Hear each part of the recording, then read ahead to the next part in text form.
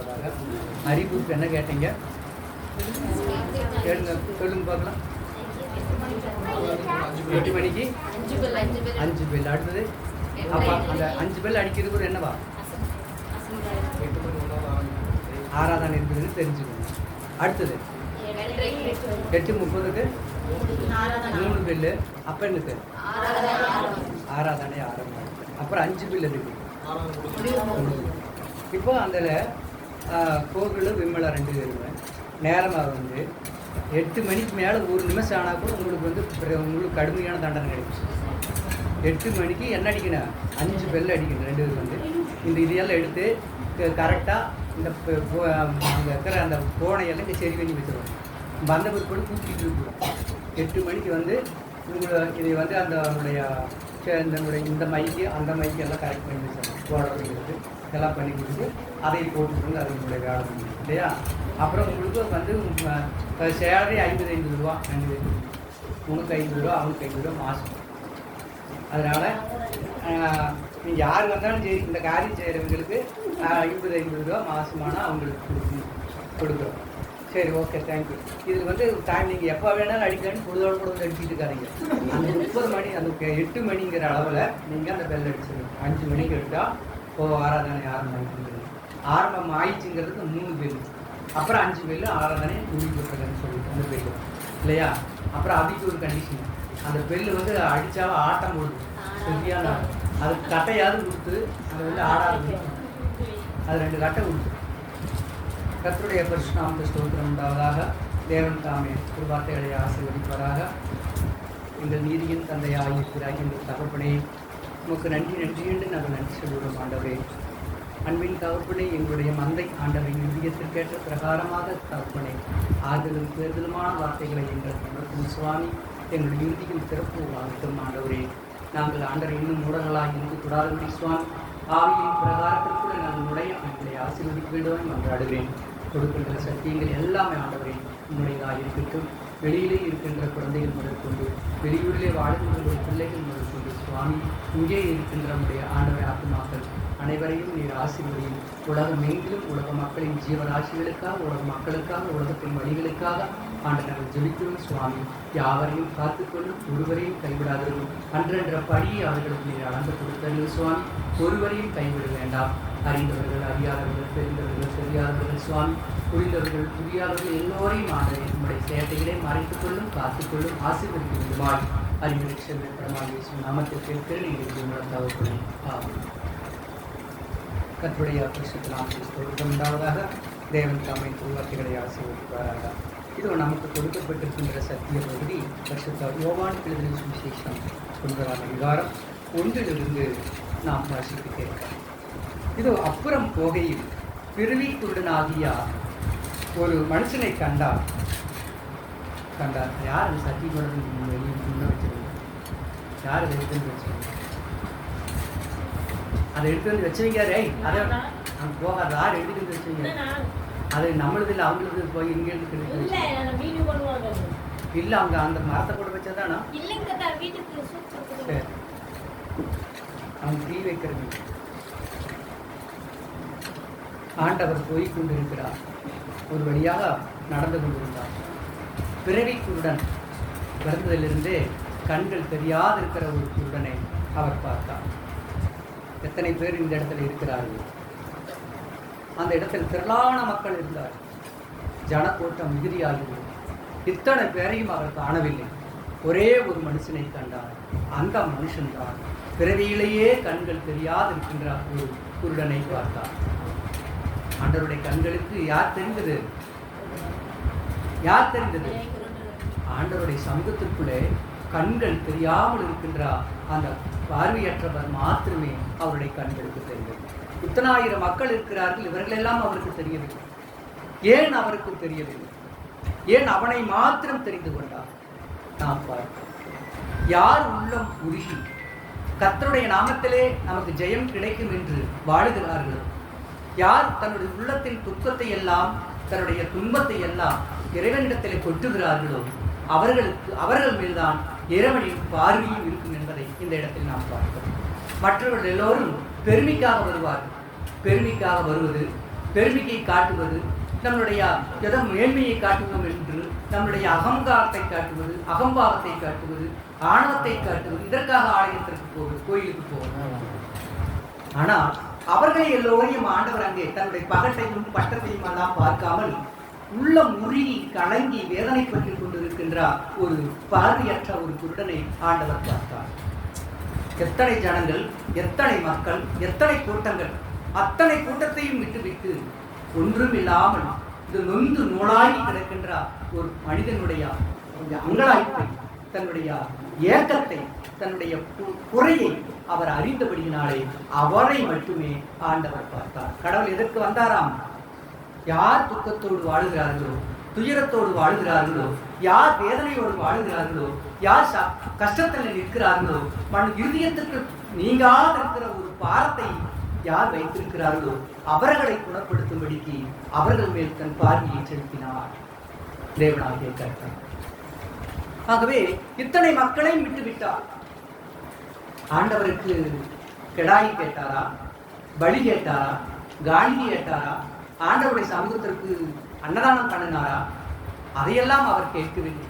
யார் ஒருவர் தன்னுடைய துயரத்தில் ஈடுபட முடியாமல் தவித்துக் கொண்டிருக்கிறார்களோ, யார் கஷ்டப்பட்டு இருக்கிறார்களோ, யார் நொந்து கொண்டு இருக்கிறார்களோ அவருக்கு விடுதலை கொடுக்க வேண்டும் என்பதுதான் இறைவனின் திட்டமாக இருந்தது. அதைத்தான் இங்கே நாம் பார்க்கிறோம். பிறவியிலேயே கூட நம்மளுடைய இருதயத்திற்குள்ள ஜென்ம சுபாவம் ஒன்று இருக்கு இல்லையா? இந்த ஜென்ம சுபாவத்தை யாருமே மாற்ற முடியாது. அது அவர்களுக்குள்ளேயே ஊற்று உற்பத்தி அழுக்கையும் சேற்றையும் கசிதையும் உருவாக்குவது போல ஜென்ம குணங்கள் தன்னுடைய கொள்ளாத இருதயத்தையே காட்டிக் கொண்டிருக்கும். ஆண்டவருடைய எத்தனை தான் ஆலயத்திற்குள்ளே போனாலும் கூட அந்த இருதயம் அப்படியே அதனுடைய சுழண்டு கொண்டே இருக்கும். ஒரு 3 நாளைக்கு முன்னால் ஒருத்தர் மத்தியானம் ஓடி வீட்டுக்கு வந்தார். இங்கே சீக்கிரமா வாங்க.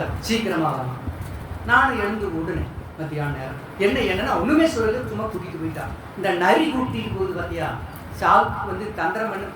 நரி நல்லதான், ஆனா கதையில சொல்லுவாங்க நரி தன்னுடைய சுடுகாட்டுக்கு கூட்டிட்டு கொண்டு போகுது என்று சொல்லுவார்களே, அப்படி இந்த நரியோடையே கூட்டிட்டு போனான். என்னன்னு கேட்டுட்டு வர ஒரு வார்த்தை கூட சொல்லவே இல்லை. போயிட்டு அவ போய் விட்டு அவ பிறந்தவன் படுத்திட்டு இருக்கிறான். அம்மா வந்து அந்த கஞ்சி வச்சுட்டு தின்ன மேல உட்காந்துக்கிட்டு அக்கா கூட்டிட்டு போறான். ஒரு போன உடனே வார்த்தை, அவங்க வார்த்தையை யார் கேட்டான்? ஆனா அவன் சொல்லிட்டு இருக்கிற வார்த்தை என்ன?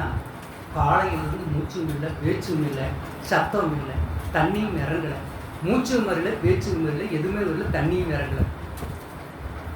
நான் போன உடனே ஏண்டா என்ன வந்துருச்சு, ஏன் இப்படி படுத்திட்டு இருக்கிறேன்னு சொல்லிட்டு நம்ம அபிஷேகத்தினுடைய பாட்டிலை ஒரு கால் பாட்டில் உள்ள ஊற்று கிடுகிடுன்னு போகும்.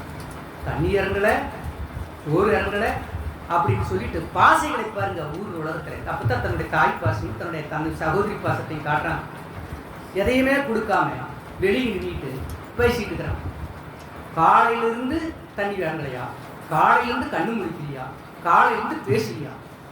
ஆனால் காலையிலிருந்து கண்ணு முடிக்காதவங்களுக்கு நீ என்ன செய்யணும்? கொஞ்சம் தண்ணி இறைச்ச முகத்தில் கழுவு, அந்த தண்ணி கொஞ்சம் வாயில் ஊற்று, எதுவுமே இறங்கலைங்கிறவங்களுக்கு. அதை செய்யாமல் வெளியின்றிட்டே பேசிட்டு இருக்கிற தாய் பாசம் எப்படி பாசம் இருக்கு, உன்னுடைய சகோதரி பாசம் எப்படிப்பட்ட பாசம் இருக்கு. ஆகவே கால் பாட்டில் அதனுடைய எண்ணெயை ஆண்டவருடைய சமூகத்திற்குள்ளே ஜெபித்து அதை ஊற்றினா அழகா போகும். அந்த கஞ்சி வச்சு எதுக்கு காய்ச்சினீர்கள்? இந்த கஞ்சியை முதல்ல அந்த வாயில் ஓட்டுறதுக்கு சட்டியில் வச்சுட்டு எனக்கு உட்காந்துட்டு இருக்கிறேன் அப்படின்னு பேசிட்டு அந்த கஞ்சி எடுத்து அதை எடுத்து அதனுடைய ஸ்பூன்ல எடுத்து வாயில் போட்டு அந்த சாப்பாட்டை போட்டு போயிட்டு இருக்கு. அந்த தண்ணியை வந்து போயிட்டு இருக்கு. அப்படியே 2 டம்ளர் உள்ள அனுப்பியாச்சு. அந்த எண்ணெயும் போயிடுச்சு, 2 டம்ளர் கஞ்சியும் போயிடுச்சு, அந்த சாப்பாடும் போயிடுச்சு. மறுபடியும் 1 டம்ளர் எடுத்து அதை எடுத்துட்டு எது கொடுத்தாலும் வந்தியா போகுது, வாயிலேயே நிற்க மாட்டேங்குது.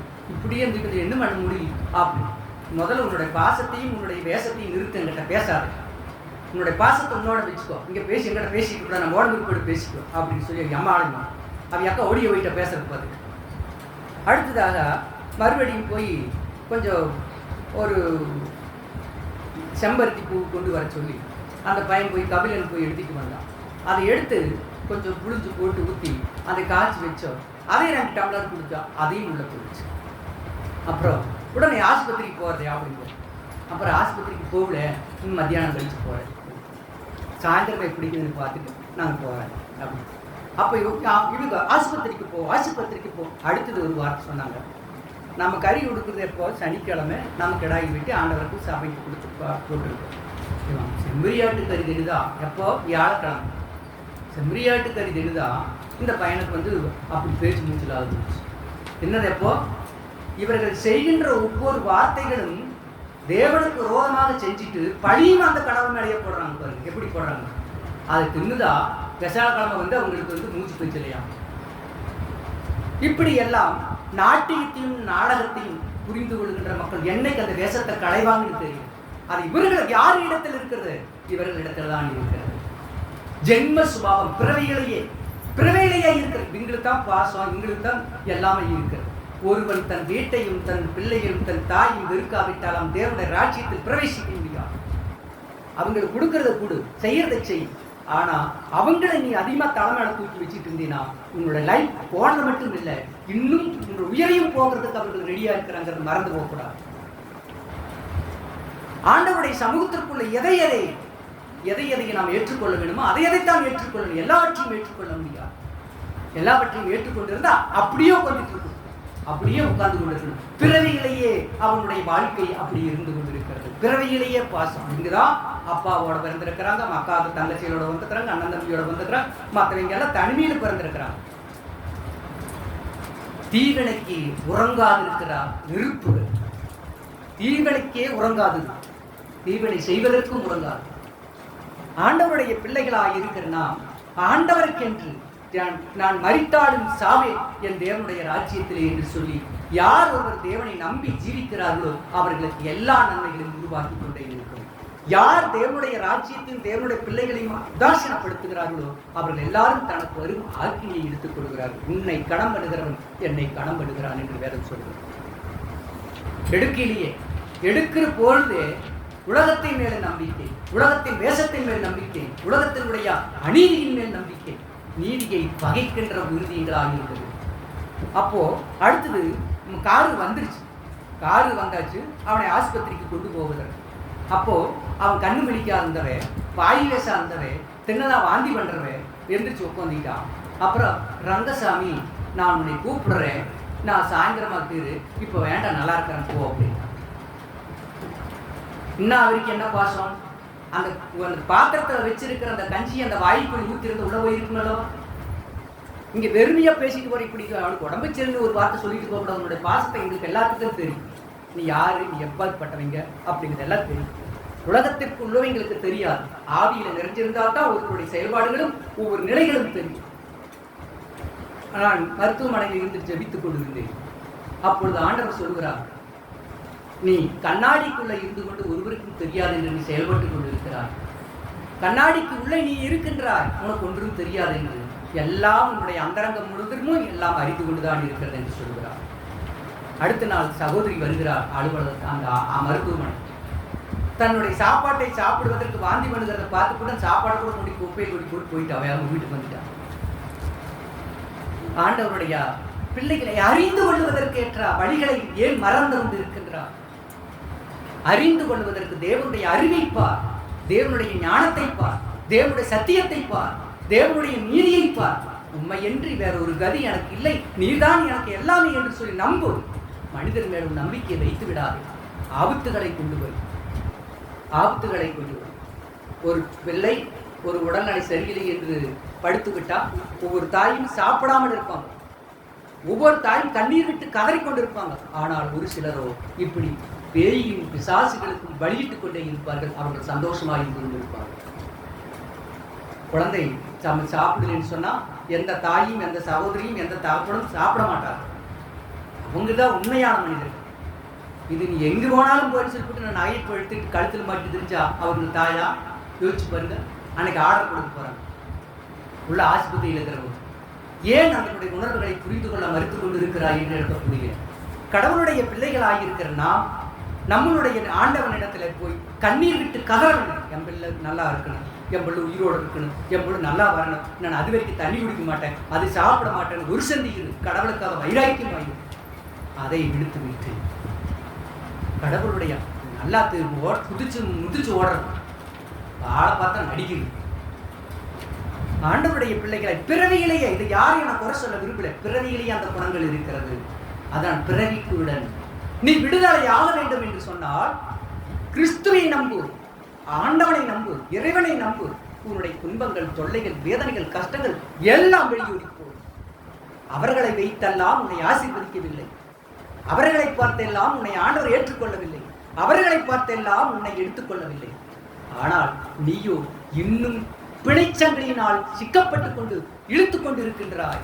அதை சங்கிலியோடு இழுத்துக் கொண்டேதான் வருகிறாய், இன்னும் சங்கிலியோடு இழுத்துக் கொண்டேதான் வருகிறாய். அதனால் அந்த பாரத்தை சுமக்கத்தான் வேண்டும். உன்னை சங்கிலியை வெட்டிவிடு, சங்கிலியை வெட்டி அறுத்தறி. உலகத்தின் பாரத்தை நீ குறைத்துக்கொள். ஆவியில் விடுதலை பெறு, ஆவியில் விடுதலை பெறு. நீ சுகமடையா, நீ வாழ்ந்திருக்கா. இறைவனை நம்பு, மனிதனை நம்பார். மனிதனுக்கு செய்ய வேண்டியதை செய்துவிடு, கொடுக்க வேண்டியதை கொடுத்து விடு. ஆனால் அவர்களையே நீ தெய்வமாக நினைத்துக் கொண்டு அவர்கள் சொல்லுகின்றபடி தீதான செயல்பாடுகளை செய்ய சொல்லுகின்ற போதெல்லாம் அதை வெறுத்துவிடு. இறைவன் பட்சம் இருப்பாரையானால் இறைவனை நம்பி, அவர் ஒருவரை இன்றி வேறு ஒருவரும் கிடையாது. அவரை நம்பி உன்னை வாழ வைக்கவில்லை, அவங்களை நம்பி உன்னை கொண்டு வந்து சேர்த்தவில்லை, அவர்கள் நம்பி உன்னை உயர்த்தவில்லை. அவங்கள் நாளை சீரழிஞ்சிருக்கிறாய், பழியை தூக்கி மற்றவர்களை போட்டுக் கொண்டிருக்கிறார். இதுதான் இன்றைய வாழ்விலே நீ பிறவியிலேயே நடத்தப்பட்டிருக்கின்ற அந்த குருடனின் பார்வையை போலாம். இது யாரால் விடுவிக்கப்படும்? இந்த பிறவியை யாரால் மாற்ற முடியும்? இறைவன் ஒருவனால் மாற்ற முடியும், இறைவன் ஒருவனால் மாற்ற முடியும்.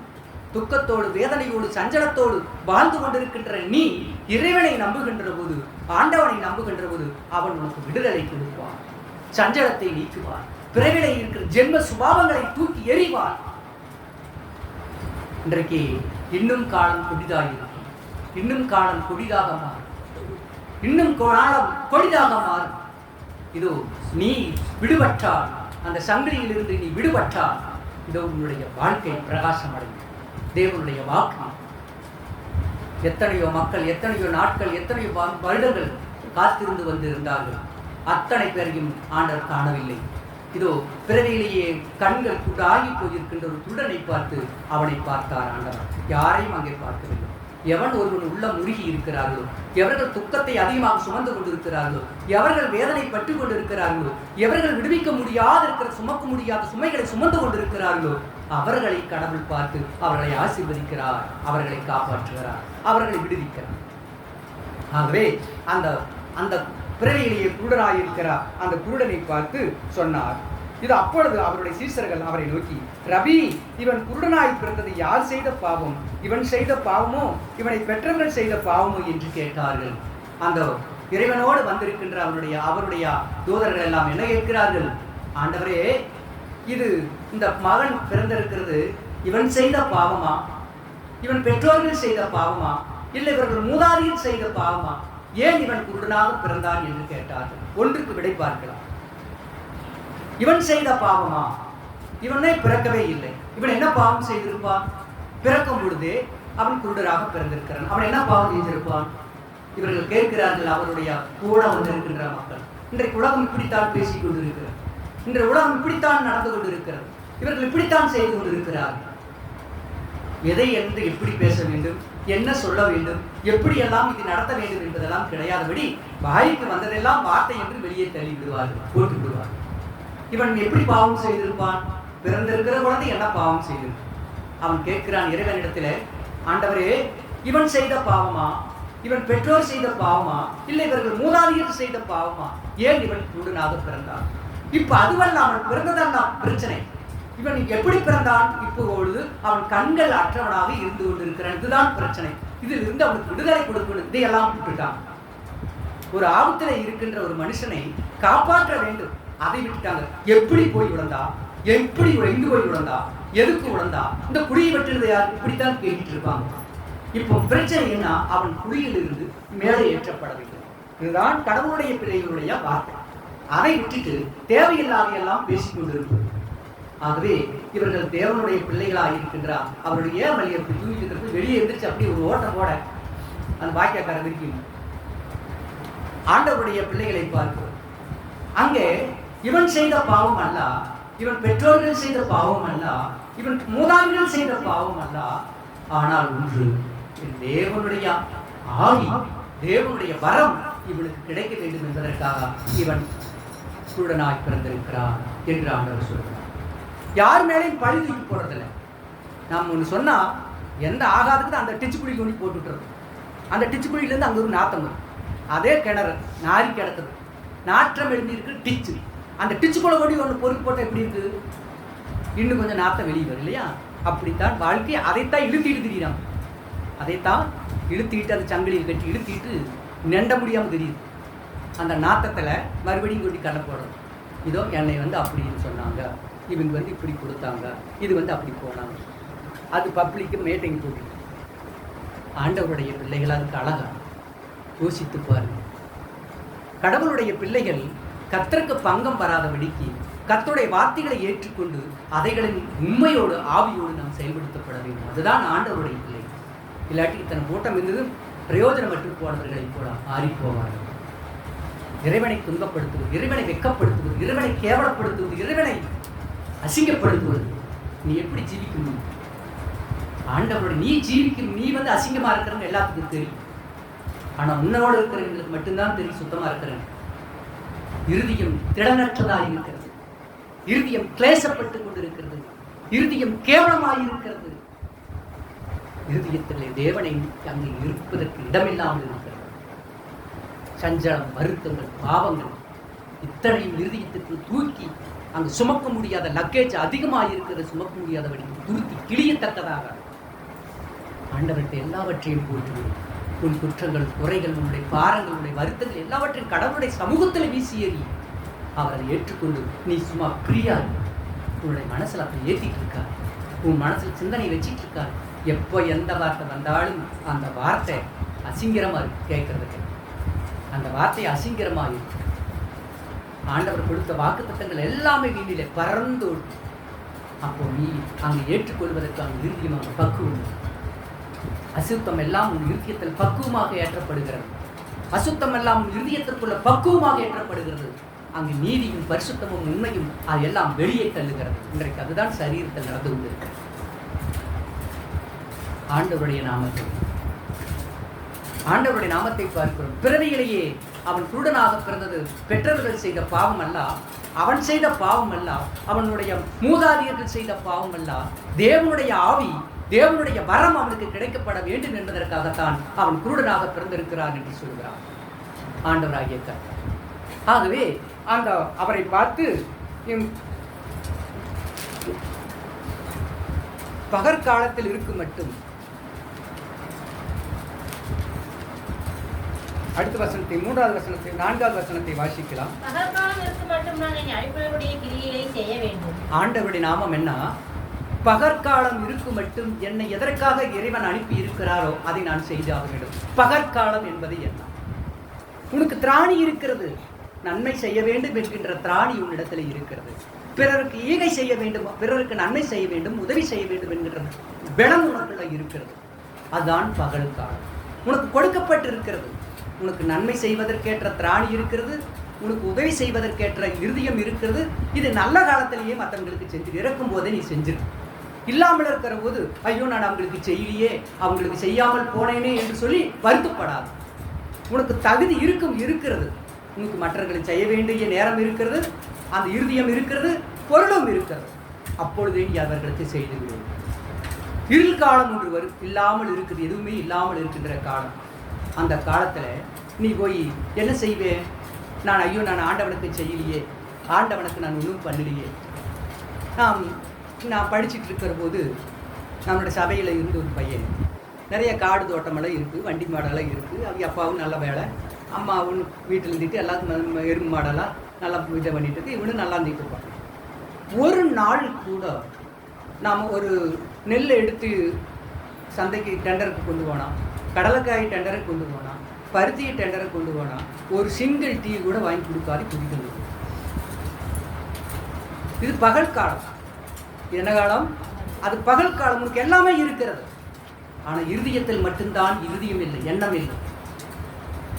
அப்போ என்ன? உனக்கு என்ன இல்லை? வீட்டில் எல்லாமே இருக்கு, பொருள் இருக்கும், பொண்ணு இருக்கும், எல்லாமே இருக்கும், எல்லாம். ஆனால் நாம் வருவாடி தினந்தான் போவோம். ஒரு நாளைக்கு 2 தட்டி ஆகும், 3 தட்டி ஆகும் அந்த வீட்டுக்கு போவோம். ஒரு நாளாகிலும் வாயை திறந்து சாப்பிடு, இந்த டீ சாப்பிடு அப்படின்னு இது வரைக்கும் சொன்னதில்லை. 63 ஆண்டு ஆகுது. இது வரையிலும் எனக்கு உயிர் தோணும். இது வரையிலும் அந்த வார்த்தை இன்றைக்கு தெருவாக இன்றைக்கு யாரை கண்டாலும் பணம் கொடு பணம் கொடு பணம் கொடு பணம் கொடுன்னு கேட்டுட்டு, ஒரு 50 ரூபா ஒரு கடன் கொடுத்தாலும் உடனே அதில் ஒரு பெட்டி இருக்கு, அந்த இங்கு பேட்.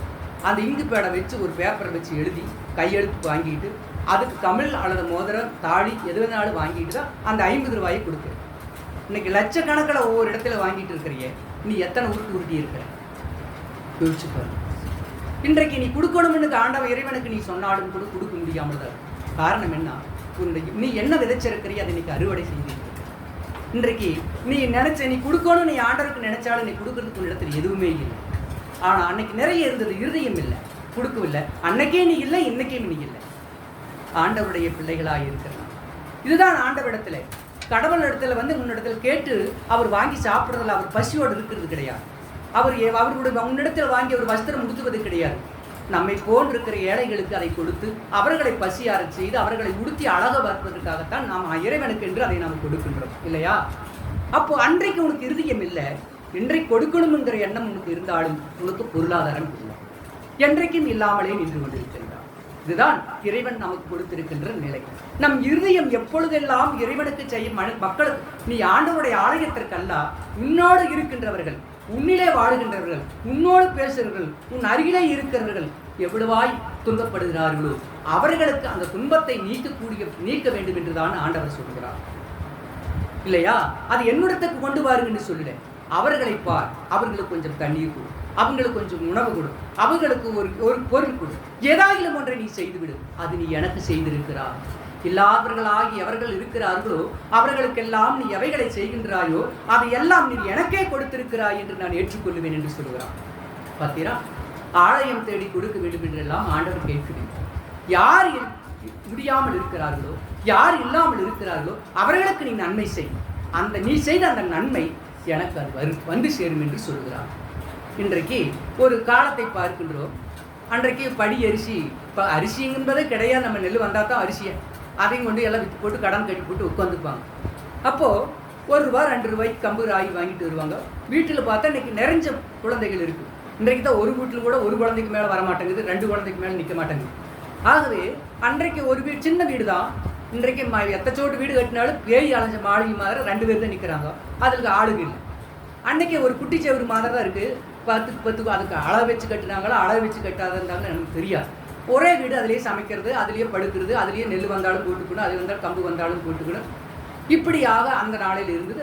எல்லாவற்றையும் அவங்க அந்த நாளில் கொடுத்துருவாங்க, தானம் பண்ணி கொடுத்துருவாங்க. ஒரு காட்டில் நெல் வர்றதுக்கு லேட்டானா நீ ஒரு மூட்டை நெல் கொடுங்க, அடுத்து 80 காட்டு வந்தால் தரம். இப்படித்தான் அன்றைக்கு பண்ணுற மாட்டு முறைகளெல்லாம் வாழ்ந்தாங்க. ஆனால் அன்றைக்கு ஒரு நாளைக்கு ஒரு 5 பிச்சைக்காரராவது வீட்டுக்கு வருவாங்க. முத்தெடுக்கிறம்பாங்க, பிச்சை கேட்கறக்கு வருவாங்க, ஜோசியம் பார்க்க வருவாங்க, இப்படி எல்லாம் வருவாங்க. எல்லாருக்கும் நம்ம வாங்கி சாப்பிட்றோமே, ஒரு படி ₹2 காசு இல்லாத காலங்களில் வாங்குறோம் என்றெல்லாம் பார்க்க மாட்டாங்க. அந்த படியில் ஒரு சேரை அள்ளி போட்டு கொண்டாந்து அவங்களுக்கு கொட்டுவாங்க. இன்னும் ஒரு படி வாங்கி நேம்பிட்டு இருப்பாங்க மதியம். அதில் ஒரு சேரை அள்ளி வைப்பாங்க வீட்டில். அந்த ஒரு சேரை அள்ளி வீட்டில் வைப்பாங்க. எதுக்குன்னு கேட்பேன். அப்போது நாளைக்கு யாராவது வருவாங்க வீட்டுக்கு. அந்த காலங்களிலே அதனுடைய அரிசி படியை கம்பு வாங்கி ராகி வாங்கி சுற்றுற நாளையில் இப்படி அவங்க அளக்கிற உள்ளே வீட்டு நம்ப இருக்குது, சாப்பாடு பத்தாது. ஆனால் அந்த அரிசிகளையோ அந்த கம்புகளையோ ராகிகளையோ வீட்டிலே அள்ளி வைப்பார்கள். காலையில் வந்துடுவாங்க, பாட்டு பாடி நல்லதாங்க பாட்டு பாடிட்டு வருவாங்க, ஜோசியம் பார்த்து வருவாங்க. எல்லாருக்கும் அந்த படியில் மறைச்சத்தான் போடுவாங்க. யாருமே இன்னைக்கு டம்ளர் வந்திருக்கு புதுசாக, அதுக்கு எவ்வளோ வரதில்லை வீட்டுக்கு. எந்த பிச்சைக்காரன் வீட்டுக்கு வரதில்லை. அப்படி வந்தாலும் வீட்டுக்கு நாய் நிற்குது. இந்த நாய் வீட்டு நாய் பார்த்தாதான் இவருக்கு போயார். வளர்த்துற நாய் 2 நாய் வச்சிருப்பாங்க. எந்த பிச்சைக்காரன் வர்றான்? ஆகவே ஒருத்தனும் வரதில்லை. காலங்கள் மாறுகிறது. நீ கொடுக்கணும், நீ எல்லாம் எவ்வளவுதான் செஞ்சையும் இருந்தாலும் யாரும் உன்னிடத்தில் தேடி வருவதில்லை. இது இறைவன் அதைக்கு சொல்லுகிறார், அவர்களிலே நானாக வருவேன். அந்த பிச்சைக்காரர்கள் யாராக வருவாராம்? நானாக வருவேன், என்னை அறியாமல் சேவித்தவர்கள் உண்டு என்று சொல்லுகிறார் ஆண்டவர். எல்லாரும் போய் வாங்க முடியுமா? நீ போய் எடுப்பி ஒரு வீட்டில் போய் பிச்சை கேட்பையா? நீ போய் இன்னொரு வீட்டில் கேட்பையா? கையெழுந்து காசு வந்துடுறியா? கையிலேயே காசு இல்லாமல் நடந்து ஓடி வருமா என்று ஒரு இடத்துல வந்து எனக்கு 10 காசு விட்டுன்னு கேட்பையா? எனக்கு 10 காசு வேணும் கேட்பையா? கேட்க மாட்டேன். அதற்கென்று யார் நியமிக்கப்பட்டு இருக்கிறார்கள் அவர்கள் தான் அதை கேட்பாங்க. நாம் அதை கேட்க மாட்டோம். காரணம், ஆண்டவர் சோதிக்கிறதுக்காக அவர்களை வருவார். ஆண்டவர் சோதனையிடுவதற்காக நம்ம இடத்திற்குள்ளே வருவார். அந்த சோதனையிலே நாம் ஜெயிக்க வேண்டும். அதற்காகத்தான் வீட்டில் நாய் வளர்த்தாதீங்கன்னு சொல்றது காரணம். வீட்டில் நாய் வளர்த்தாதீங்க, வரவங்களுக்கு கொஞ்சம் பிச்சை போடுங்க. உங்களுடைய பாவத்தை நீ தருமத்துக்கு உன்னுடைய சொத்தை போடல, உன்னுடைய பாவத்தை போடுறவங்களுக்கு உங்களுடைய பாவம் குறையும், அளவீடுகள் குறையும். மற்றவங்களுக்கு அந்த பிச்சைக்காரனுக்கு போடுகின்றது என்ன யாருக்கு போடுற? இறைவனுக்கு போடுற. அதனால் உன்னுடைய பாவங்கள் அங்கே குறைக்கப்படுகிறதை நாம் அங்கே காணும். வேதத்தில் இருக்கிறது, நீங்க தேடி வாசிங்க. ஆகவே ஆண்டவருடைய பிள்ளைகளாக நாம் பிறவியிலேயே அந்த குருடன் அவன் செய்த பாவம் அல்ல, அவன் பெற்றோர் செய்த பாவம் அல்ல, அவன் தாத்தா செய்த பாவம் அல்ல, அவன் தேவனுடைய மகிமை அவனிடத்துல காண வேண்டும் என்பதற்காக இவன் குருடனாக பிறந்தார் என்று ஆண்டவர் சொல்லுகிறார். நம்முடைய குறைகள் எல்லாம் எதற்காக? இறைவனிடத்திலிருந்து வரம் பெறுவதற்காகத்தான் குறைகள் நமக்கு உண்டு. கஷ்டம் இருக்குது இல்லையா?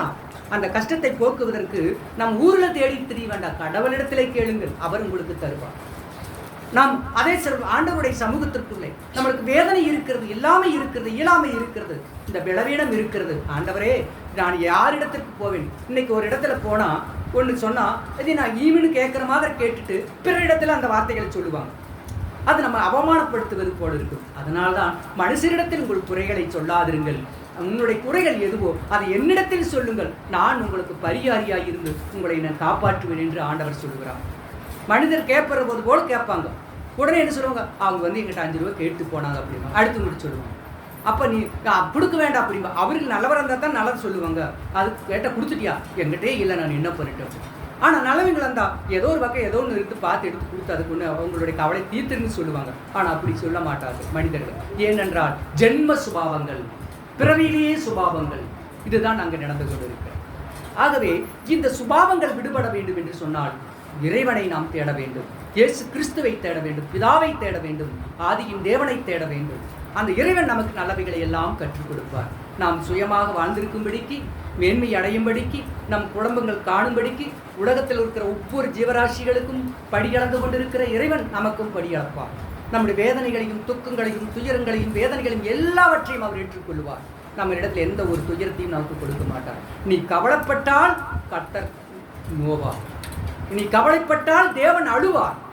ஆகவே நாம் கவலைப்படக்கூடாது, சந்தோஷமாக இருக்க வேண்டும். நம் துக்கங்களையும் துயரங்களையும் அவர் சிலுவைகளை சுமந்து வெற்றி சிறந்தார். ஆகவே நாம் எந்த நேரத்திலும் கவலைப்படக்கூடாது. நாம் கவலைப்பட்டுட்டு நாம் யாரும் சாப்பிடாமல் இருந்ததில்லை. எப்படியாயும் ஒரு வழியில் நமக்கு சாப்பாடு வந்துடும்.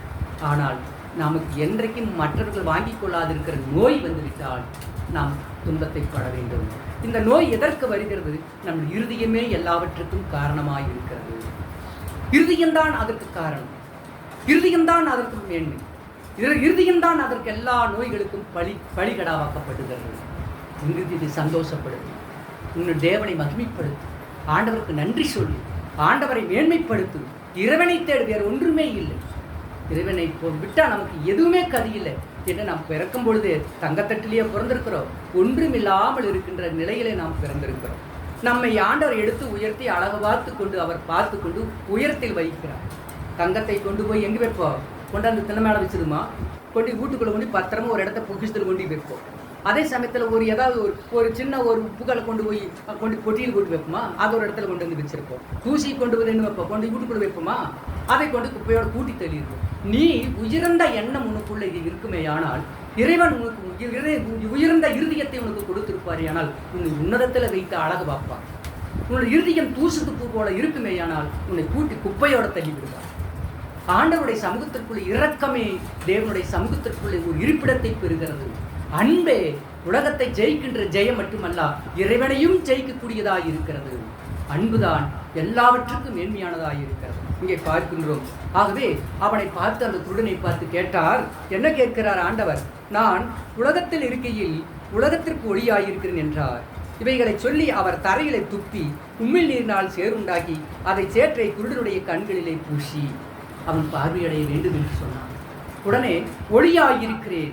அந்த உலகத்தில் இருக்கும்போது நம்ம எப்படி இருக்கணுமா? இருளாக இருக்கக்கூடாது. எல்லாவற்றையும் இருதயத்துக்குள் பூட்டி வச்சுட்டு அவகசை ஒருத்தருக்கு வெளிப்படாதுன்னு நினச்சிட்டு இருக்கிறாங்க. ஏன்னா நம்ம சொல்றதில்லை, அவ்வளோதான். இவங்களுடைய இருதயத்தினுடைய எண்ணத்தின் ரகசியத்தை எல்லாம் சொல்றதில்லை, ஆனால் எல்லாம் வெளியே வந்துடும். ஆனால் மனசுக்குள்ளேயே வச்சு சொன்னாலும் பிரயோஜனம் இல்லை. எதுக்கு நாம் சொல்லணும்? ஆகவே அவர்கள் அதை இருளிலே போய் நெடுக போய் தண்டிக்கப்படுகிறார்கள். துன்மார்க்கன் நெடுக போய் இந்த எண்ணத்தை அதோடு நிறுத்திக்கிறது இல்லை, இன்னும் அதிகமாக எண்ணத்தை பேசி பேசி பேசி நினைச்சு கடைசியில் தண்டிக்கப்படுகிறார்கள். ஆகவே துன்மார்க்கன் ஒருவனையும் தொடராதிருந்தும், அந்த வேதங்களில் அந்த வசனத்தை பார்க்கல, நல்லா இருக்கு அந்த வசனம், எனக்கு ரொம்ப பிடிக்கும். துன்மார்க்கனை ஒருவனும் தொடராமல் இருந்தும் அவன் இல்லாமல் போகின்றான். யார் அவனை தொட வேண்டியதில்லை, அவன் எண்ணமே அவனை கொண்டு. அழகாக கிராமத்தில் அருமையாக சொல்லுவார், எண்ணம் கொள்ளாதது அப்படின்பாங்க. அந்த எண்ணமே அவனை கொண்டு. ஆகவே அந்த எண்ணத்தை சுத்தப்படுத்திக்கோ, தூய்மைப்படுத்திக்கோ. அதனுடைய நம் குடிக்கிற தண்ணி கூட இன்னைக்கு நம்ம எல்லாம் பியூரிஃபிகேஷன் பண்ணி தான் குடிக்கிறோம் இல்லையா? அப்போ உன்னோட இருதயத்தை பியூரிஃபிகேஷன் பண்ணு. அந்த இருதயம் உனக்குள்ள ஒரு தண்டனை வருதுன்னு சொன்னா, ஒரு நோய் வருதுன்னு சொன்னா, ஒரு நஷ்டம் வருதுன்னு சொன்னா, ஒரு இழப்பு வருதுன்னா, முதல்ல உன் இருதயத்தை சுத்தப்படுத்து. உன் இருதயத்தை செக் பண்ணிடு. நாம் என்ன செய்தோம், எதுக்கு இது வந்தது, நாம் என்ன பண்ணினோம், அப்போ உனக்கு அதை வெளிப்படுத்துவார். நீ என்ன பண்ணினுங்கிறது உனக்கு வெளிப்படுத்துவார். அதை விட்டு நீங்கிட்டினா உடனே உன்னுடைய துன்பம் உன்னை விட்டு விலகும். உன்னை விட்டு விலகுவதற்கு காரணம் உன் இருதயம் தான். இது அது நிலைத்திருக்கக்கூடியதற்கும் உன் இருதயம் தான் காரணம். அவன் இருதயத்தை தூய்மைப்பட நீ வைத்துக்கொள்ளும். இந்த காலத்தில் யாருமே காலை கூட உழக மாட்டேங்கிறாங்க. அப்படியே உழந்தாலும் கூட என்ன சொல்கிறாங்கன்னு தெரியாது. ஆனால் அன்னைக்கெல்லாம் பெரியவங்கள், நான் சிறு வயதாக இருக்கும்போது அவங்க கூட மனம்போட மாங்கல்யம் அப்படிம்பாங்க. அந்த இடத்துல சொல்லுவாங்க அந்த வார்த்தையை, எண்ணம்போட வாழு, மனம்போட மாங்கல்யம், இப்படி சொல்லுவாங்க. ஆகவே அந்த ஒரு எண்ணத்தை வச்சு தான் அவங்கள வாழ்த்துறாங்க. உன்னுடைய இருதயம் எப்படி இருக்குமே, ஆனால் அப்படி அது இருக்கும் என்று சொல்லுவாங்க. ஆண்டவருடைய பிள்ளைகளாக இருக்கணும்னா கடவுளுடைய வார்த்தைகளை கேட்டு அதன் வழியில் நடக்க கற்றுக்கொள்ளும். எதா விட்டுட்டு போகக்கூடாது. அப்போ அவர் பார்த்தார், இவனுக்கோ கண்ணு தெரியாது இல்லையா, இவருக்கோ இந்த குழந்தைங்களுடைய பிறவிக்கூடனுக்கோ கண்கள் தெரியாது. உடனே அவங்க ஊரெல்லாம் என்ன சொல்றது, தேவையில்லாத எல்லாம் பேசிட்டு இருக்கு. ஆறு செஞ்ச பாவம், எவர் செஞ்ச பாவம், இவன் இப்படி பிறந்தட்டா, இவன் செஞ்ச பாவம். இது அல்ல. ஒருவன் பசியாக இருக்கிறான்னு சொன்னால் அவனுக்கு முதல்ல சோத்தை கொடு, அவன் சாப்பிடுட்டு. தாகமாக இருக்கிறன்றால் அவனுக்கு ஒரு தண்ணீர் கொடு, தாகத்தை தணிச்சுக்கோ. அவன் ஒரு குழியில் விழுந்திருக்கிறான்னா அவனை முதல்ல குழியிலிருந்து தூக்கி விடு, அப்புறம் எல்லாம் பேசிக்கிறான். அதுக்கு ஆராய்ச்சி எல்லாம் பண்ணிட்டு இருக்காங்க. ஆகவே முதலாவது நம்ம ஆபத்துகளில் இருந்து அவர்கள் விடுவிக்கப்பட வேண்டும். இதுதான் தேவனுடைய திட்டம்.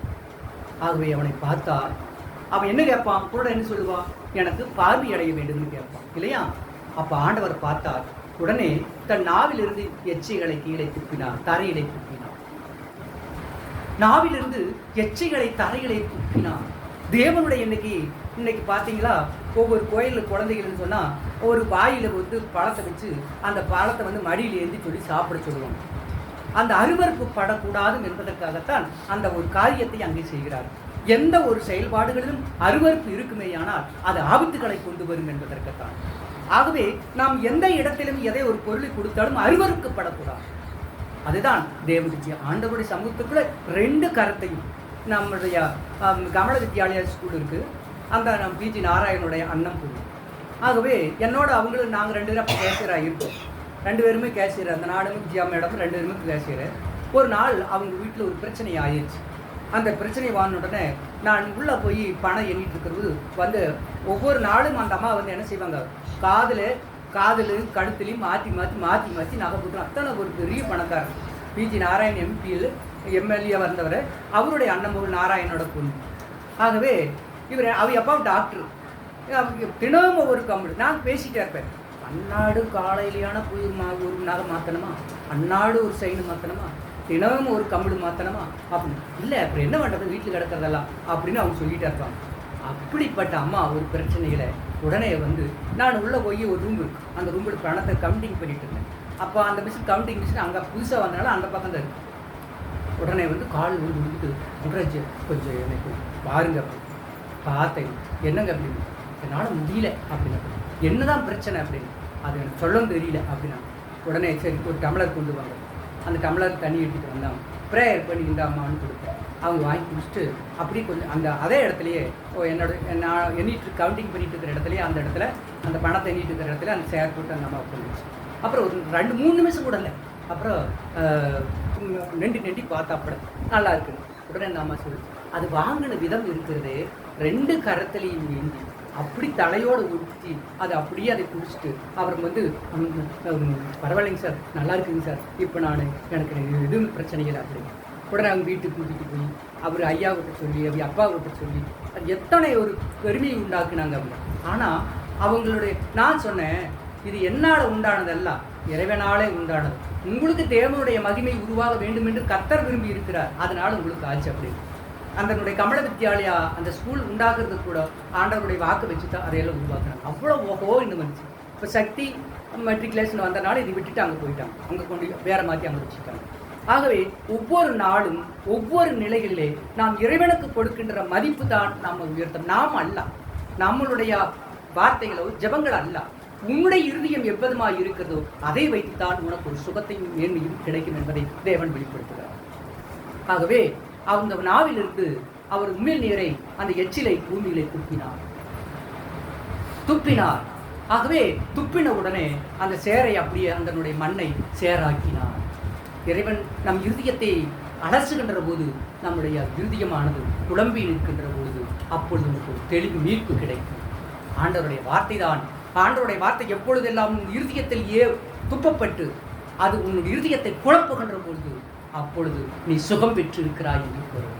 ஆகவே கீழே துப்பி அந்த சேற்றை எடுத்து அதை குழப்பி அவருடைய கண்களிலே பூசினார். அதனால்தான் இன்னைக்கு எல்லாம் பார்த்தீங்க இப்படி ஒத்திருப்பாங்க, கண்ணிலே காதிலே வாயிலே. அந்த எங்கே இருக்கிறது? நாம விட்டு இருக்கிறதை யாரோ எடுத்துட்டு இருக்காங்க. இதைத்தான் நாங்கள் பார்க்கிறோம். ஆண்டவருடைய பிள்ளைகளாக இருக்கிற நாம் தேவனுடைய வார்த்தைகளை ஏற்றுக்கொண்டு அதன் வழி நடக்கிற போது நமக்கு பிறவிகளை இருக்கின்ற அந்த குடங்களை கூட மாற்றப்பட்டு சுகத்தை தேவன் கொடுக்க வல்லவராக இருக்கிறார். ஆகவே அவனை பார்த்து அவன் கீழ்ப்படுகிறானா இல்லையா என்பதுதான் தேவனுடைய சத்தமே. அவருடைய திட்டமும் அதுதான். மற்றவர்களுக்கு மதிப்பளிக்கப்படும் போது அவன் உயர்த்தப்படுகிறான் உன்னதத்திலே. எவன் ஒருவன் தன்னை தாழ்த்துகிறானோ அவன் உயர்த்தப்படுவான், எவன் ஒருவன் தன்னை உயர்த்துகிறானோ அவன் தாழ்த்தப்படுவான். இது இன்றைக்கு என்னுடைய ஏஜிலே நான் அநேகர் வீடுகளை நான் கவனித்திருக்கிறேன், கண்டும் இருக்கிறேன். 1980 ஒவ்வொரு வீட்டுக்காக தீர்க்க தரிசனம் உரைத்து கொண்டு வந்து கொண்டே இருந்தேன். சிறு பையன்தான். இன்றைக்கு ஆண்டவர் அன்றைக்கு என்ன உரைத்தார், அன்றைக்கு உரைத்த வாக்குதான் இன்றைக்கு வீடு மண்மேடாகி கிடக்கிறது. எல்லா வீடுகளும் மாறுவது கிடையாது. அடுத்தவங்க சொத்தை அபகரிக்க வேண்டும் என்றே தெரிகிறான். ஒரு உண்மை கிடைப்பது கிடையாது, சத்தியம் இருப்பது கிடையாது. ஆண்டவர் எச்சரிச்சா ஐயோ அங்கே போனால் நம்மளை பேசுவாங்க. உன்னை எதற்கு பேசுகிறார்கள்? அழுக்கு இருக்கிறதுனால தானே தண்ணி ஊற்றி கழுவுறாங்க. அழுக்கு போன பிற்பாடு உன்னை யார் உன்னை கழுவுறா? நீ சுத்தமாக இருக்கிறார். உன்னுடைய தப்பிதமான எண்ணங்கள் இருக்கும் வரையில தான் உன்னை திட்டுகிறார்கள். அந்த எண்ணம் மாற்றப்படுகிற போது நீ பூமி அடைந்து விடுகிறாய். இதுதான் தேவனுடைய திட்டங்கள். ஆண்டவருடைய சமூகத்திற்கு ஒரு பொழுதான எனக்கு பயமாக இருக்குது. இன்னைக்கு எந்த வீட்டுக்கு போகிறோமோ, இன்னைக்கு எந்த வீட்டுக்கு நடக்குதோ, இன்னைக்கு என்ன திட்டுறாரோ, இதுதான் இன்னைக்கு நடத்திட்டேன். தினம் ஒரு நாளைக்கு 3 வீடு 2 வீடு போயிட்டு. ஆகவே ஆண்டவருடைய வார்த்தைகள் தீர்க்கம் உரைக்கப்படுகிறது என்று சொன்னால் அந்த தீர்க்கத்தை மதிப்படைத்து ஒருவன் வாழ்க்கை நடத்தினால் அவன் சிரஞ்சீவியமாக வாழ்ந்து கொண்டிருப்பார். இல்லை என்றால் சுமக்க முடியாது. நெஞ்சத்திலே தீமை தன்னை சுமக்க வைக்கிறார். எண்ணங்களை மாற்றுகிறோம். வேதங்கள் உண்டு, சத்தியங்கள் உண்டு, பாடல் உண்டு. எல்லாம் படித்து பார்க்கும் பொழுது நம்மளுடைய இருதயத்தை மாற்றாவிட்டால் நம்மளுடைய வழிகள் கோணலானைகளும் பாரம் சுமக்கக்கூடியதாக இருக்கும். ஆகவே அந்த உமிழ் நீரை அவர் சேருண்டாக்கி அதை கண்களிலே தடவினார். ஒத்திக்கிறாங்க இல்லையா? கர்த்தருடைய வார்த்தைகளை எப்படி எடுத்துக்கணும். அப்போ அந்த கல்வி அதற்கு மேல அவனுக்கு ஒரு கிரியை செய்த தேவனுடைய வார்த்தை இதோடு முடித்து இனி அவனுடைய கிரியை எடுத்து சொல்லுகிறார். என்ன செய்கிறார்? தேவன் துப்பினார், சேருண்டாக்கினார், சேற்றை கண்ணிலே தடவினார். இறைவனுடைய பணி முடிக்கும். இனி அவனுடைய பணியை பார். இவத்தையே தண்ணீருக்கு எடுத்து குடிக்க முடியாது, இவத்தையே மாத்திரைக்கு எடுத்து சாப்பிட முடியாது.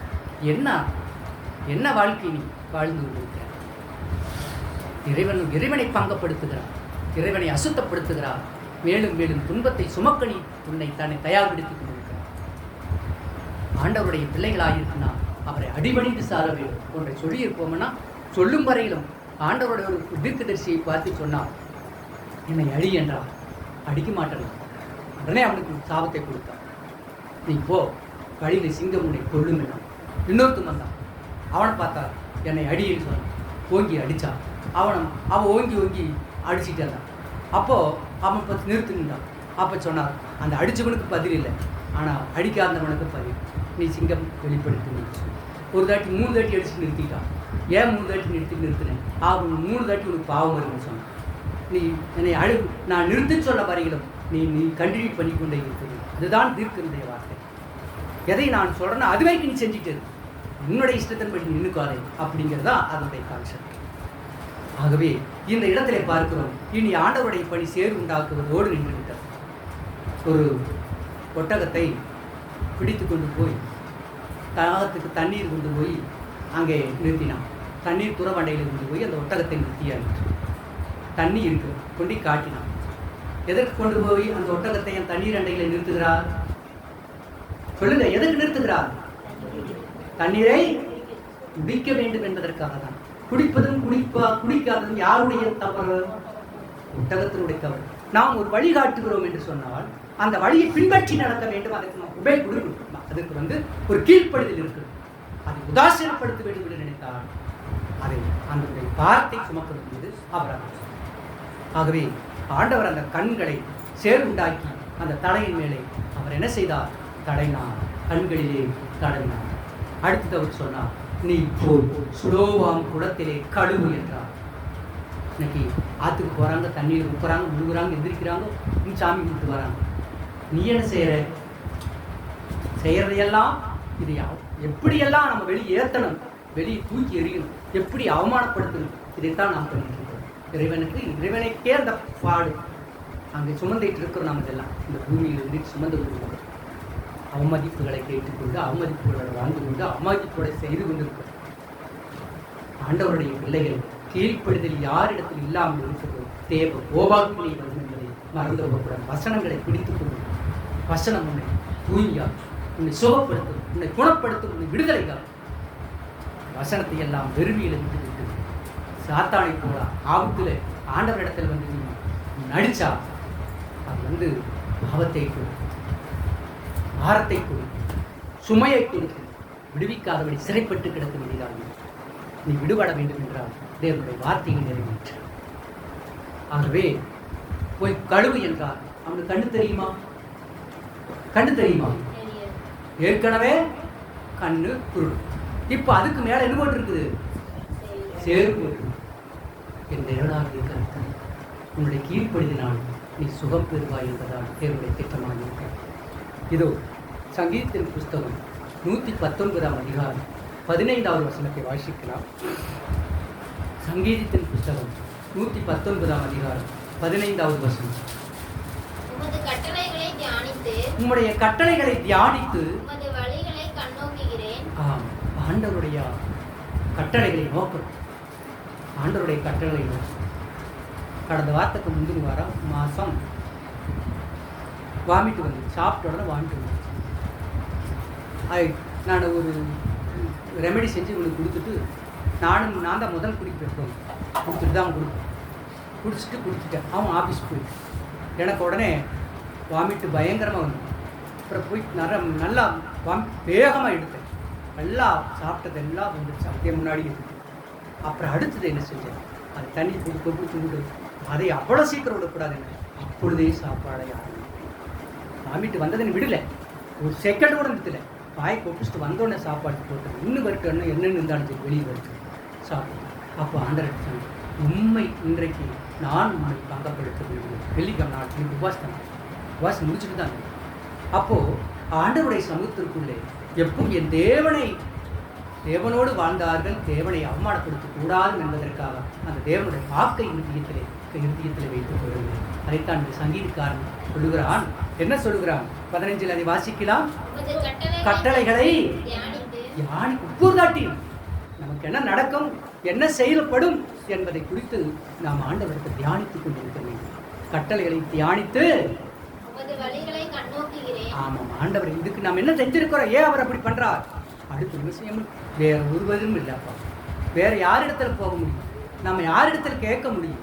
எல்லாம் அவரிடத்தில் தான் கேட்க முடியும். அதனால நமக்கு கதி அவர் தான். அதனால அவரிடத்திலேயே கேட்கும். அடுத்ததாக ஒரு வசனத்தை வாசிக்கலாம். இதோ லூக்கா எழுதின சுவிசேஷம் 18ஆம் அதிகாரம் 38வது வசனத்தை வாசிக்கலாம். லூக்கா எழுதின சுவிசேஷம் 18ஆம் அதிகாரம் 38வது வசனம்.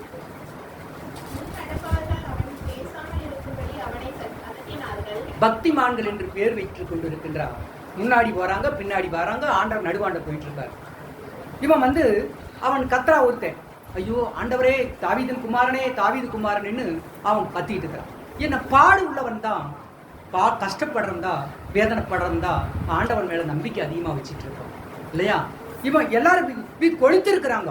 முன்னாடி ஆட்டம் போட்டுட்டு வராங்க, பின்னாடி ஆட்டம் போட்டுட்டு வராங்க, எல்லாம் குதிக்கிறாங்க, ஆடுறாங்க, பிடிக்கிறாங்க, போடுறாங்க, அரகரா போடுறாங்க, அலிலுயா போடுறாங்க, ஆமேன் போடுறாங்க, இப்படி எல்லாம் போட்டுட்டு திரியிறாங்க, ஆட்டம் பாட்டுறாங்க. யார் அந்த வெளியே இந்திட்டு இருக்கிறாங்க? வெளியில் சவுண்ட் ஊட்டிட்டு இருக்கிறாங்க பாரு. ஆண்டவருடைய பிள்ளைகளாக இருக்கிற முதல்ல அந்த வெளியே போடுறவங்களை முதல் காலை வெட்டு, அந்த காலை வெற்றியும் சரியாயிரு. எதுக்கு தெரியுறாங்க? அங்க என்ன கோட்டை கட்டிட்டு இருக்கிறாங்களாங்க? இத்தனை பேர் அங்க இருக்காங்களா?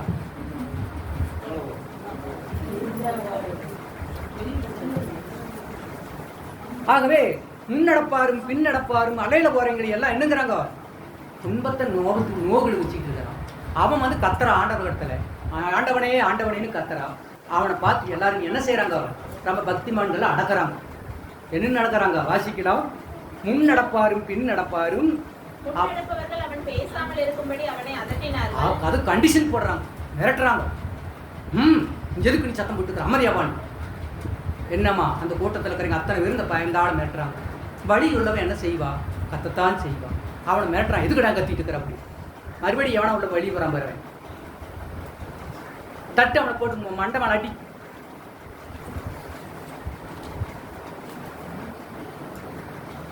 ஆகவே என்ன செய்கிறார்கள்? அந்த இடத்துல அவனுடைய வேதனையில அவன் கத்துறா. ஏன் வந்து அவன் கத்துறான்னு சொல்லிட்டு அவனை மிரட்டுறாங்க எல்லாம். அதற்கு அடுத்த வார்த்தை, அவனோ தாவீதின் குமாரனே அடக்கிறதெல்லாம் என்ன பண்ண முடியாது, அவன் அடங்கல, இன்னும் அதிகமாக கூப்பிட்டான். பரலோகத்தில் இருந்து தேவன் தன்னுடைய ஆவியை அனுப்புகின்ற போது எவர்கள் மேல் இறக்கப்படுகிறதோ அவர்கள் யார் தடை போட்டாலும் நிற்க மாட்டாங்க. வெக்கம் அறியாது சூது அறியாது பார்த்தா மக்கள் இடத்துல அவங்க என்ன நினைப்பாங்கன்னு நினைக்க மாட்டாங்க. ஏன்னா அவர்கள் தண்ணியில் மீனும் எழுகிற போது நான் தண்ணியில் எட்டு குதிச்சு போறேன்னு நினைக்குமா? அதே வந்து அந்த வீட்டுக்கு மீள முடியும், தன்னுடைய சுயம் அதிலே அடங்கி போகிறது. அப்படித்தான் பரலோகத்தினுடைய தேவனாகிய கர்த்தர் தன் மேல் எவன் மேல் தன் ஆவியை இருக்கிறாரோ அவர்கள் அதற்குள்ளே இருக்கிறபடினாலே வெக்கமும் மானமும் எதையும் அறிய மாட்டார்கள். அவர்கள் ஆவிகளை நிறைந்து தேவனோடு பேசிக் கொண்டிருப்பார். 1000 பேர் என்ன யார் அடக்கினாலும் அது அடக்க முடியும். மரல் வந்துவிட்டா அவங்கள் பாட்டுக்கு ஆண்டவருடைய சமூகத்தில் ஆண்டவனோடு பேசிக் கொண்டிருப்பார். இது மனுஷனுக்கு பயப்படுகிறதெல்லாம் தேவனுடைய ஆவி.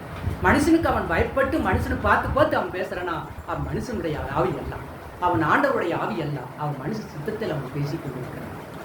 ஆகவே தேவனுடைய ஆவி எவர்களுக்குள்ள இறங்குகிறதோ அவர்கள் யாரையும் பார்க்க மாட்டார்கள், அவர்கள் பாட்டுக்கு ஆண்டவரோடு பேசிக்கொண்டே இருப்பார்.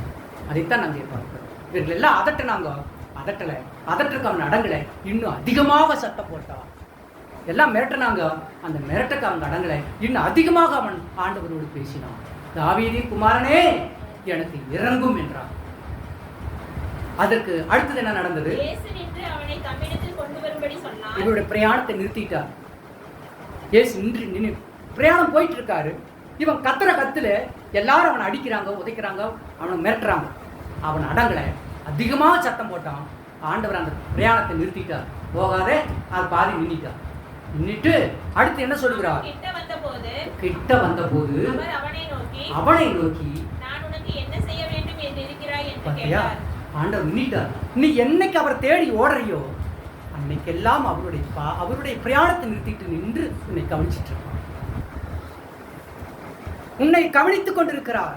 நீ தன்னிடத்தில் வர வேண்டும் என்று எல்லாரும் அடக்கினாங்க, அவன் அடங்கலை.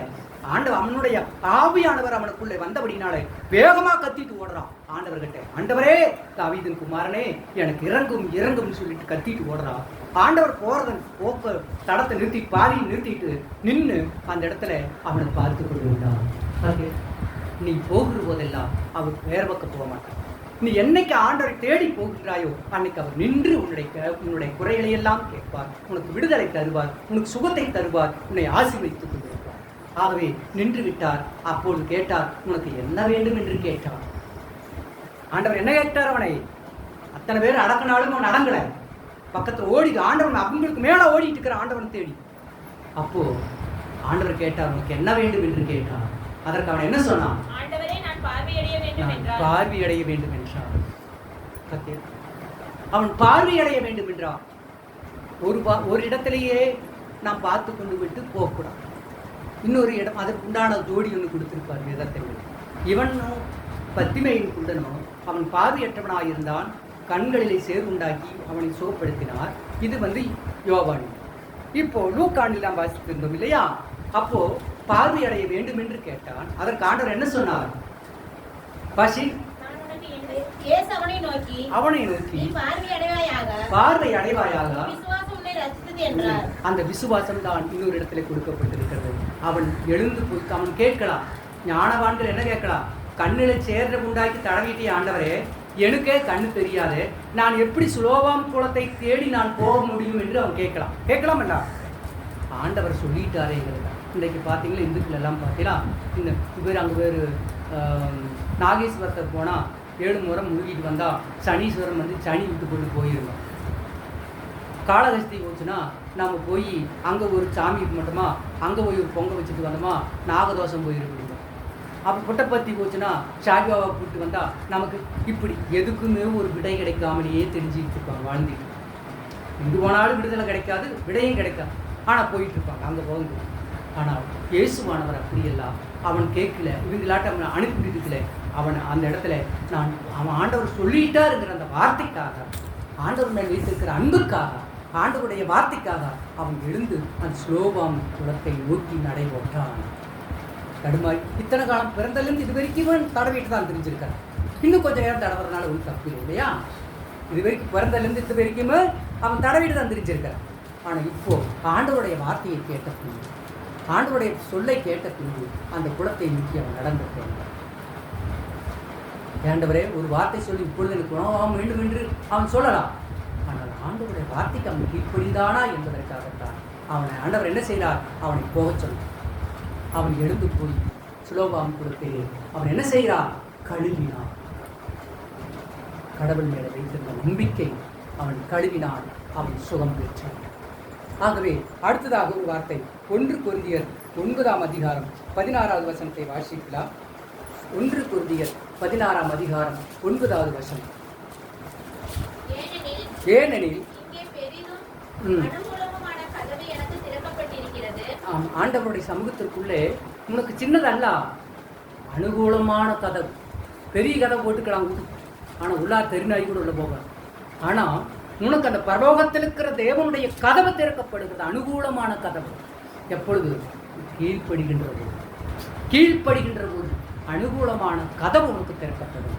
இல்லைங்கன்னா சாத்தி வச்சுட்டு உன்னோட இறுதியுமே நீ ஒன்றும் இல்லாத ஆளே உன்னோட இருதயத்தை நீ மாற்றிக்கொள்ள மாட்டேன்னு வச்சுட்டு இருக்கிற போது அந்த பரலோகத்தின் கதவு எப்படி திறக்கப்படும்? யோசிச்சு பாருங்க. பூலோகத்திற்குரிய சங்கிலியை கட்டி பிணைக்கப்பட்டு எழுதியே இது விடக்கூடாதுன்னு. ஆனால் பரலோகம் உனக்கு எப்படி கையளிக்கப்படும்? எவைகளை எல்லாம் நீ உலோகத்தில் வெறுக்கிறாயோ அவையெல்லாம் பரலோகத்தில் உனக்கு உண்டாகி இருக்கு. நீ இங்கேயும் வெறுத்து இங்கேயும் ஒன்றும் இல்லாமல் அங்கேயும் ஒன்றும் இல்லாமல் நீ போகாதபடி உன்னுடைய வாழ்நாளை நீ பிரயோஜனப்படும். வாழ்நாளை பிரயோஜனப்படுத்து. வாழ்நாளை கொஞ்சம் இருக்கின்ற காலத்தில் ஆகிலும் நன்மையை செய்து ஆண்டவருடைய சமூகத்திற்குள்ளே உண்மையாக உத்தமமாக ஃப்ரீயாக சமாதானத்தோடு வாழ கற்றுக்கொள்ளப்பட வேண்டும். அனுகூலமான கதவு உனக்கு திறக்கப்பட வேண்டும் என்று சொன்னால் உன் இருதயத்தை தூய்மைப்படுத்திக் கொள்ள வேண்டும். அடுத்ததாக ஒரு வசனம் இறுதியாக எபேசியருக்கு எழுதின நிருபம் 6ஆம் அதிகாரம் 6ஆம் வசனத்திலிருந்து 8ஆம் வசனம் முடிவு ஒரு சீக்கிரமாக வாசிக்கலாம். எபேசியருக்கு ஹலோ ஹலோ மனுஷனுக்கு பிரியமாய் இருக்க நல்ல வார்த்தைகள் நல்ல அழகா வாசி. மனுஷனுக்கு பிரியமாய் இருக்க என்னைக்குமே வாசிக்க கூடாது. வார்த்தைகள் கனியில் வரணும். மனுஷருக்கு பிரியமாய் இருக்க ஊழியம் செய்யாமல் பார்வைக்கு இந்த பார்வைக்கு இவர் போல இந்த சகோதரியை போல ஒருத்தரும் இல்லை, இந்த சகோதரனை போல ஒருத்தரும் இல்லை, இவர் ஆண்டவருக்காக அப்படி செய்யறவர் இப்படி செய்யறவர், கடவுளுக்காக அப்படி செய்யறவர் அப்படின்னு சொல்லிட்டு உன்னுடைய கொத்தலான பையில் உன்னுடைய ஆசீர்வாதத்தை போட்டு உன்னை அனுப்பாதபடி உனக்கு அணை கட்டுகிறதாக நிலை நிறுத்துகளாக ஒருவரும் அஸ்திவாரம் போடாதிருக்கிற தேவனுடைய அஸ்திவாரத்தை போட்டு அனுப்புகிறேன். மனுஷருக்காக ஊழியம் செய்யற தேவனுக்காக எனக்கு கொடுக்கப்பட்டிருக்கின்ற கடமை அதுதான். ஆகவே ஆண்டவர் மனுஷருக்காக ஊழியம் செய்யாமல் பார்வை ஊழியம் செய்ய கிறிஸ்துவின் ஊழியக்காரனாக மனப்பூர்வமாய் தேவனுடைய சித்தத்தின்படி செய்யுங்கள். நீங்க ஆண்டவருக்கு செய்கின்ற தேவன் என்ன திட்டம் வைத்திருக்கிற திட்டத்தை நிறைவேற்றுங்கள். நீ இன்னும் இன்னும் சரடைகளை நின்று கொண்டு நலமான விதியை விட்டுக் கொண்டு கற்களை பிடித்துக் கொண்டு நானும் ஜீவிக்கிறேன் என்று சொல்லாதபடி தேவனோடு உறவாடு, தேவனோடு பேசு, தேவனுடைய வா என்று அழைக்கிறார். எப்படி அந்த பத்திமையின் குடன் ஆண்டவருடைய சமூகத்திற்குள் ஓடினானோ, எத்தனை பேர் அடைக்கினாலும் அது எல்லாவற்றுக்கும் மேலாக அதிகமாக அவன் சத்தத்தை உயர்த்தி கொண்டு ஓடினானோ, அப்படி யார் ஒருவர் தேவனுடைய பிள்ளைகளாக தேவனிடத்திலே ஓடுகிறார்கள் அடைக்கலம் செய்து அவர்கள் தேவனை நின்று நிதானித்து அவர் குறைகளை கேட்டு அவங்களுக்கு சுகத்தை கொடுப்பார். தேவனை நாடி, ஆண்டவரை நாடி, அந்த நம்பிக்கையை தேவனை ஆசீர்வதிப்பார். கலங்காது, என்றைக்கும் பயப்படக்கூடாது, என்றைக்கும் துயரப்படக்கூடாது, என்றைக்கும் வேதனைப்படக்கூடாது. நீ அந்த வேதனையும் துக்கமும் கலக்கமும் உன்னிடத்தில் இருக்குமேயானால் கிறிஸ்து உன்னிடத்தில் இல்லை, தேவன் உன்னிடத்தில் வாசம் பண்ணவில்லை.